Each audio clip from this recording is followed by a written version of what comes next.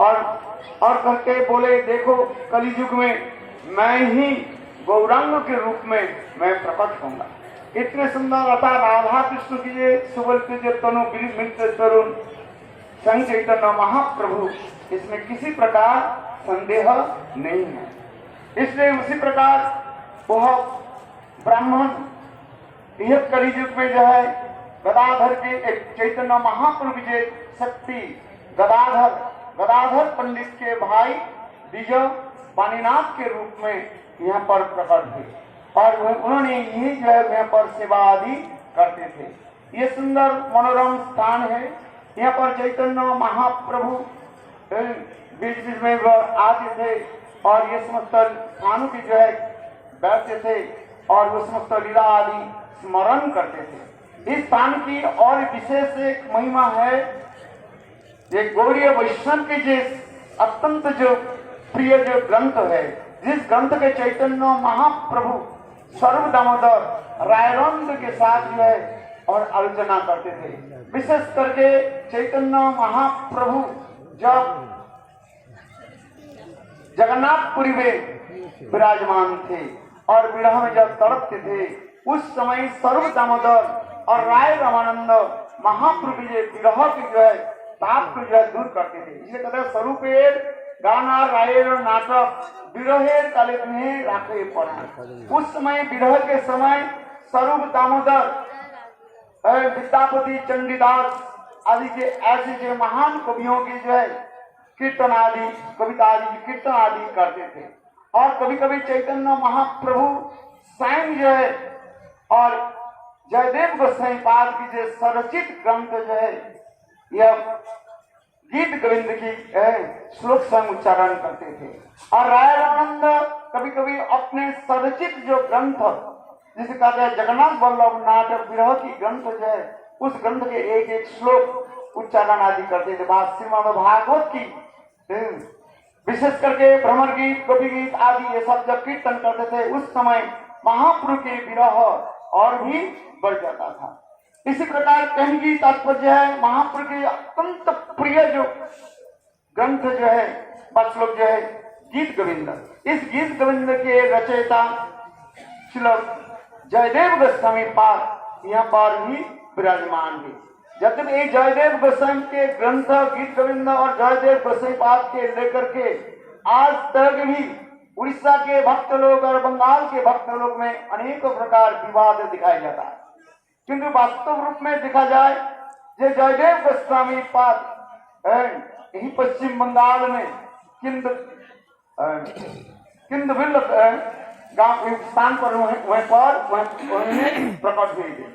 किंतु उड़ीसा के भक्त लोग दावी करते हैं ये नहीं ये जयदेव गोस्वामी पाद उड़ीसा की है और आज तक ये विवाद है। और इस ग्रंथ की इतने महिमा है।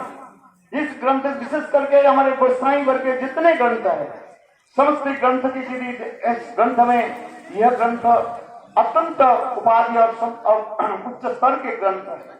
ये जयदेव गोस्वामी पाद इस ग्रंथ के यहाँ पर बैठ करके रचना आदि की और इस ग्रंथ की इतने सुंदर जो है अभी आप लोगों ने श्रवण किया गीत गोविंद की ये महिमा है।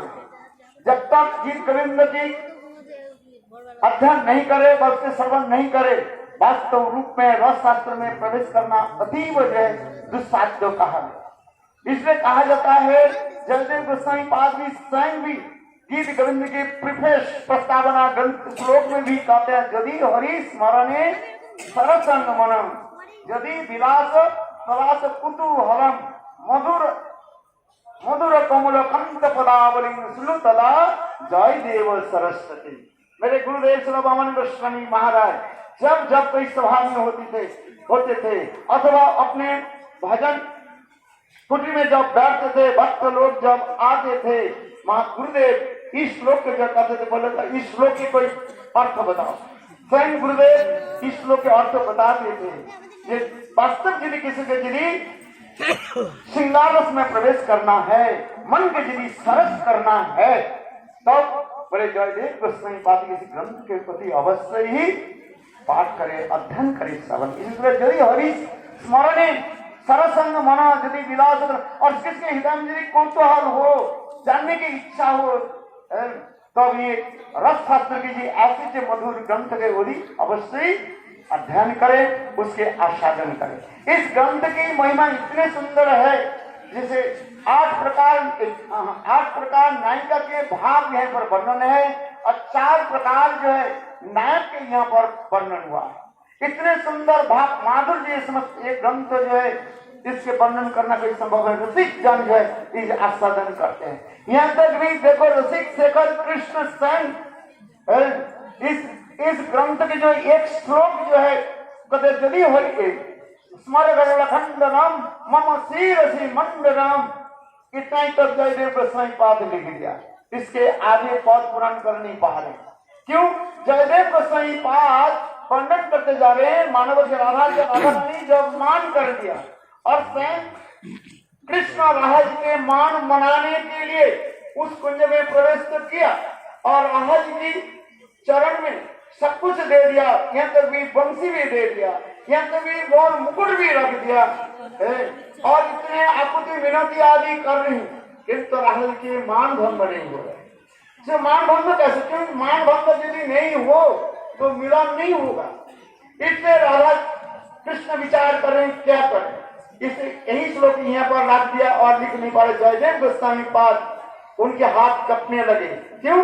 जयदेव गोस्वामी विचार करने लगे, कृष्ण तो सर्वोत्तम है, कृष्ण स्वयं भगवान है, और भगवान के सिर पर राधा जी कैसे अपने चरण को कैसे स्थापन कैसे रखेंगे? किन श्लोक में लिखना है, इसके पद के पूर्ण करना ही था। यदि स्मर खंडनम मम शीरसी मंडनम देहि अत पल्लवम उदारम, ये कैसे लगे? हे श्रीमती राधिके, आप अपने मान रूपी गरल के जो है आप उठाइए, और क्यों? मैं अपने सिर को जो है आपके चरण में मैं नमस्कार करता हूं। किंतु ये कैसे लिखेंगे? लिख नहीं पाए, और एक पद भी पूर्ण नहीं होगा जब तक इसको नहीं लिखे। जयदेव गोस्वामी के हाथ कपने लगे, ये कैसे लिखे? जयदेव गोस्वामी को उसी जो पहले जो 2 चरण जो है वो लिख करके गंगा स्नान में चलेंगे, और गंगा स्नान जब चलेंगे स्वयं कृष्ण जयदेव के रूप धारण करके, और उस समय जयदेव के पत्नी पद्मावती के निकट आकर के बोले, पद्मा मेरे वो किताब दो ना, मैं उस श्लोक में पूरा कर देता हूँ। देखो पद्मावती देवी और उनके पत्नी वो किताब दे दिया, और उस समय स्वयं कृष्ण यानी जयदेव के रूप धारण के जो आए थे, और वो श्लोक को जो है लिख करके चले गए। ठीक क्षणकाल कुछ समय के बाद, अधिक समय नहीं है, कुछ समय के बाद फिर जयदेव गोस्वामी पाद जब गंगा स्नान करके आए, तो उसने पद्मावती कह रहे, अभी अभी आप तो स्नान करके गए थे, आप जल्दी कैसे आ गए? जल्दी क्या है ना, आपने तो श्लोक लिखा। बोले मैंने श्लोक लिखा? बोले हाँ, मैंने आपको किताब दिया और आपने श्लोक भी लिखा। जयदेव गोस्वामी पाद कहने लगे, अभी तक मैं सोच रहा हूँ उस श्लोक के पद को कैसे मैं पूरा करूँ। बोले नहीं, आप जो देखो, इस ग्रंथ को मैंने दिया था, इस ग्रंथ में आपने लिखा। उस समय जयदेव गोस्वामी पाद कहने लगे, पद्मा तुम ग्रंथ ले आओ, और ग्रंथ खोला, देखा उसमें जो है स्वर्णाक्षर में स्वयं कृष्ण जो लिखा है, देहि तव पद पल्लव मुदारम, आज तक भी उसमें लिखा है। देख स्वयं रसिक शेखर कृष्ण किस प्रकार अपने सिर को जो है राधा रानी के चरण में कैसे अर्पित करते जा रहे हैं। इससे कह रहे हैं जयदेव गोस्वामी पाद कहने लगे, पद्मा तुम धन्य हो, ये साक्षात कृष्ण तुम्हें दर्शन दिया, और ऐसे लोग। इसलिए जयदेव गोस्वामी के ये ग्रंथ जो है केवल रसशास्त्र में नहीं, गौड़ीय वैष्णव समाज में नहीं, समस्त पंडित समाज में, समस्त संप्रदाय के लोग इस ग्रंथ को जो है पूजा आदि करते हैं, इस ग्रंथ के अध्ययन करके रसशास्त्र अध्ययन करते हैं। इसलिए मेरे गुरुदेव भी कहते हैं, ये वास्तव जो है जयदेव गोस्वामी पाद प्रीफेस में जो श्लोक लिखा है, यदि होली स्मरणे सरसंग मन विलास कलास कुतूहलम, राधा गोविंद के ऐसे जो मधुर विलास कलास जो है ये कुंज में कैसे कैसे लीला हुई है, और उस लीला को किसी को यदि जानना है, हृदय के सरस करना है, तो इस ग्रंथ के जो है अति अवश्य अध्ययन करें। किंतु कहते हैं साधु सावधान, क्यों? इस जे रस में जो है ये ऐसे एक दिव्य ग्रंथ है, इसके जब तक हृदय के यदि संयत नहीं करे, काम के यदि जीत नहीं पाया, उस ग्रंथ के पढ़ने के लिए जाए, हो सकता है क्या जिस प्रकार शिव जी तो विष को पान करके हजम कर लिया, कंठ में धारण करके नीलकंठ के रूप में परिचित हुई, किंतु जिन लोगों ने शिव के भांति शिवत्व प्राप्ति नहीं करके और यदि कोई विष पान करने के लिए दुस्साहसिकता प्रकाश करे, उसके अति अवश्य ही मृत्यु होगा है। इसलिए श्रीमद् भागवत में ये भी वर्णन करते जा रहे हैं, और दूसरी भी आदमी कह रहे हैं विकृतम ब्रह्मदो विदंते विष्णु सत्तान्वित अनुसन्नाद वर्णे रत भक्तिं परां भगवती प्रतिरप्प कामो हृदरोगम आसु अपहिनोति अचिरेण। हाँ, फिर हमारे कुछ साहस दे रहे हैं श्रीमद् भागवत में रासलीला के अंतिम श्लोक के द्वारा श्री सुखदेव गोस्वामी पाठ कर रहे हैं।